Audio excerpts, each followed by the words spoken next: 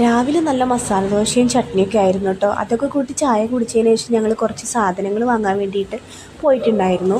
അപ്പോൾ എന്താണ് പെട്ടെന്ന് കുറച്ച് സാധനങ്ങളൊക്കെ വാങ്ങാൻ വേണ്ടി ഇറങ്ങിയെന്ന് വെച്ചാൽ നാട്ടിൽ നിന്ന് കുറച്ച് ആൾക്കാർ വരുന്നുണ്ട്. അപ്പോൾ അതുകൊണ്ടാണ് ഞങ്ങൾ ഈ ഒരു പെട്ടെന്നുള്ളൊരു ഷോപ്പിങ്ങിന് വേണ്ടി ഇറങ്ങിയത് കേട്ടോ. അപ്പോൾ കുറച്ച് സാധനങ്ങളൊക്കെ മേടിച്ചു. അത് ബില്ലടിക്കാൻ വേണ്ടിയിട്ട് വെയിറ്റ് ചെയ്തുകൊണ്ടിരിക്കുകയാണ്.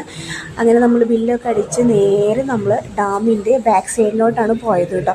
ഈ ബാക്ക് സൈഡിൽ ഭയങ്കര രസമാണ് ഇരിക്കാനായിട്ട്. അങ്ങോട്ട് നമുക്ക് എൻട്രൻസ് ഇല്ല എങ്കിലും ഈ പുറത്തൊക്കെ ഇരിക്കാൻ ഭയങ്കര രസമാണ്. അപ്പോൾ വരുന്ന വഴിക്ക് കുറച്ച് കൊള്ളി ചിപ്സൊക്കെ വാങ്ങിയിട്ടുണ്ടായിരുന്നു.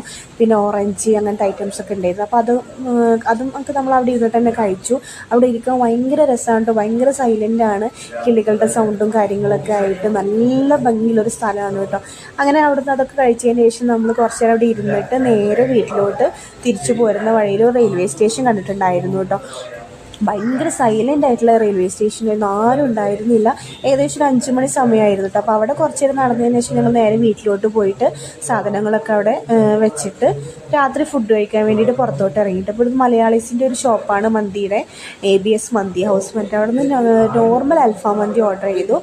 ഇങ്ങനെ അതൊക്കെ കഴിച്ചു. നല്ല അടിപൊളി മന്തിയായിരുന്നു കേട്ടോ. അപ്പം പിന്നെ മയണൈസ് ടൊമാറ്റോയുടെ സംഭവങ്ങളൊക്കെ ഉണ്ടായിരുന്നു. നല്ല രസമുണ്ടായിരുന്നു.